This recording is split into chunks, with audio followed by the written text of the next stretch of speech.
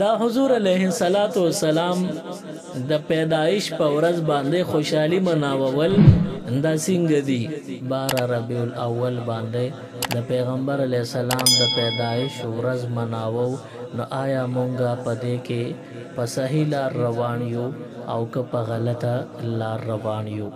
12 ربیع الاول حواله سره مشهور ده چې پیغمبر علیہ السلام په دې تاریخ باندې پیدا شوی دی پیغمبر علیہ السلام یقینی خبره ده چې د ربیع الاول په مبارک میاش کې پیدا شوی دی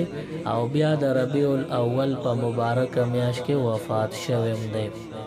خود پیدائش په تاریخ کې اختلاف شتا او د وفات په تاریخ کې اختلاف نشتا حضور علیہ السلام د پیدائش په تاریخ کې علماء اختلاف کړي دي علماء دین فرمایي چې پیغمبر علیہ السلام په اتم ربیع الاول باندې دنیا ته تشریف آوری کړی دا دویم قول دا دی چې په 12 ربیع الاول باندې پیغمبر علیہ السلام دنیا ته تشریف آوری کړی دا اوس په دې دواړو اقوالو کې کم قول زیات راجح دی نو دا ابن الجوزی رحمت الله علیه دا خبره واضحه کړې ده فرمایي وي د ټول علماو رائے او اجماع په دې خبره ده چې پیغمبر علیہ السلام 8 ربیع الاول باندې دنیا ته تشریف آوری کړی ده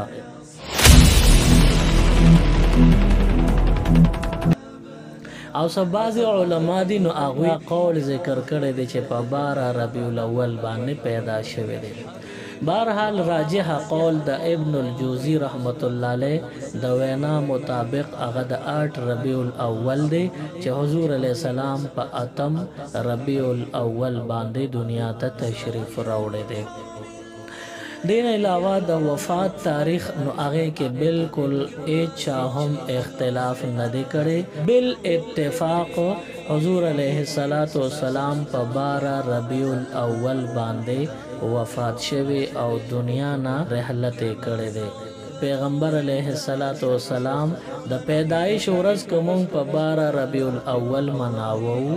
نو دا مونږه په خطا لار باندې روان یو اغوی د دنیا نه رحلت وکړو نه په دغه ورځ خو زړه درد کوي نه دا مسلمان 12 ربیع الاول خوشحالي ولې مناوي حضور علیہ السلام اعلی نسب اعلی مقام اعلی منصب دی نو د دومره لوی انسان دنیا ته پراتلو یقینا چې خوشحالي پکاري او بیا خوشحالي څنګه خوشحالي هغه چې پیغمبر علیہ السلام په خپل کړی وي خوشحالي هغه چې صحابه کرامو په خپل کړی وي خوشحالي هغه چې تابعین په خپل کړی وي خوشحالي هغه چې تبع تابعین په خپل کړی وي خوشحالي هغه چې د امت معتمد علماء دین علماء کرام علماء اعظام کړی وي د دغه نه علاوه که خوشحالي په بل رنگ کې شي نو دا به د اسلام دا به د شریعت دا به د الله د دین او دا به د محمد عربی صلی الله علیه وسلم او د جمله صحابه کرامو د اعمال مخالفت وي د دې په وجه باندې خوشحالي به مونږه هغه کوو کومه چې مونږ ته دین الاوډ کړی ده کومه چې مونږ ته دین جایز کړی ده هغه خوشحالي به نه کوو په کومه چې شریعت ته نقصان رسیږي په کومه چې حضور علیہ السلام ته خفګان رسیږي پیغمبر علیہ السلام د نبوت نه وروسته چې کم عمل کوي هغه به دین وي په هغې باندې تلل اب جنت ته د تلو لار وي یا صحابه کرام چې کم عمل کوي هغه به دین وي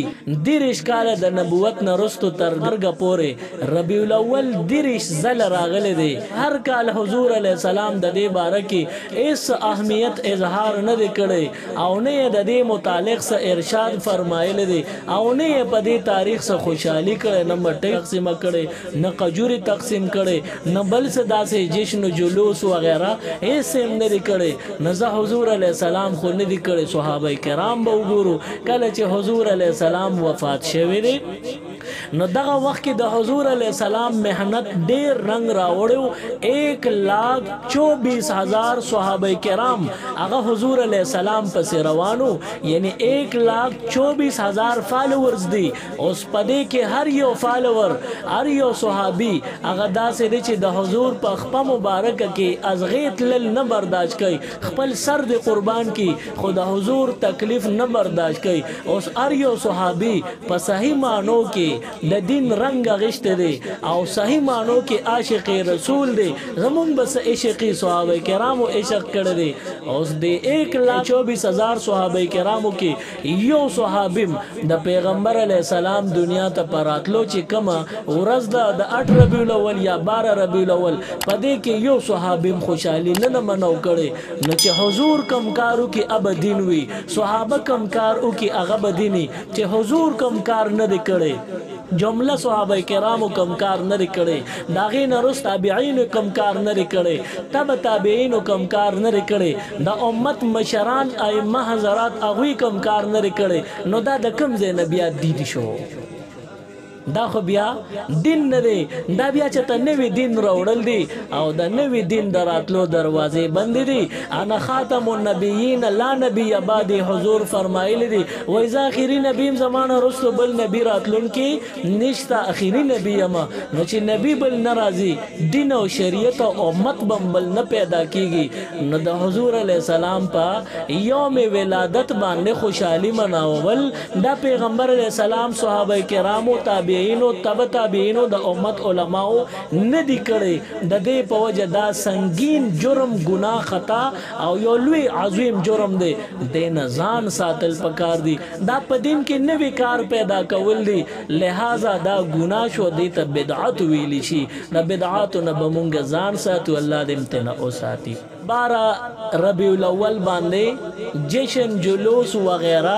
دا ټیک کارونه نه دي دین نه خلاف کم کار شروع شو نو که په خنیتم شروع شو نو دا ګناوي لکه د ماخام 3 رکعات مورز دي او یو بندوي چې زه 3 رکعات کوم نو یو رکعات به سره بلم زیاتی کوم چې سلور رکعات شنو ثواب به مډیر شنو نه خو ثواب د پاره کوي او په خنیت هم کوي خو آیا دا مورز دي نه آیا دا دین دی نو نه ولې دته چې دین کمالان خودلې ده نه دی د ځان شوخي ولې کوي د ځان نه دی پکې اضافه ولې راولي الله دین کم مختص کړی دی نو هغه دین دی او چې د ځان نه دی پکې اضافه وکړه نو دغه دین نه بیا بی دینی ده نو حضور علیه السلام یا جمله صحابه کرامو په 12 ربیع الاول باندې مجالس نه دي مقرر کړي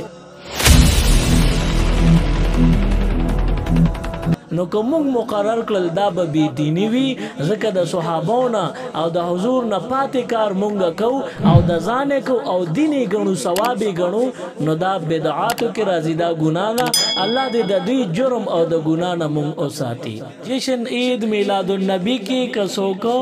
زنانه راغواړي او دا ډوکو ختم کوي یا په د قران ختم نو دا بدعت او ګناه ده البته په 12 ربیع الاول باندې که یو مجلس مقرر شو او په هغه کې علماء دین د امت د پاره د حضور علی السلام سیرت بیان کو د حضور علی السلام تعلیمات قوم ته واضح کړل نو دغه بیا ثواب دی او په دغه مجلس کې ناس ته خدا ځکه کم مجلس کې د حضور علی السلام تذکرہ کیږي نو هغه مجلس نه باندې بل مجلس د هغه مجلس نه افضل بل مجلس بنوي ځکه په دې کې د دواړو جهانو سردار صلی الله علیه وسلم د هغه مبارک تذکرہ کیږي د دې په وجه باندې په دغه مجلس کې ناس ته باعث اجر او ثواب او باعث خیر وي د حضور علی السلام دین او د حضور علی السلام تعلیمات زندگی کې راوستل پکار دي دا 12 ربیع الاول حواله سره حضور علیه السلام ایس قسمه سو خوشحالی نه د منو کړي پیغمبر علیہ السلام چې 1,24,000 صحابه کرام پریخي دی هغه کې یو صحابي دغه خوشحالي نه منو کړي په دغه ورځ باندې کو د حضور علیہ السلام تعلیمات سو ذکر کی نو دغه بس ممانات نه خیر د ذکر دی کی ثواب پکښتا د حضور علیہ السلام د یوم ولادت باندې خوشاله مناولو په ځای باندې د حضور علیہ السلام سنت طریقې خپل ژوندۍ کې راولې که یو بنده په دې خبر عمل وکړو نو د عید میلاد النبی چې کوم خوشحالي چا منو کړ د هغې نه زیات ثواب به د یو بندی چې د پیغمبر علیہ السلام سنت طریقې ژوندۍ کې راوستي. مزید اسلامک ویڈیوز دیکھنے کے لیے ہمارے یوٹیوب چینل دین اور دنیا کو ضرور سبسکرائب کریں اور بیل آئیکن ضرور پریس کریں تاکہ ہماری ہر ایک ویڈیو کی نوٹیفیکیشن آپ کو مل سکے.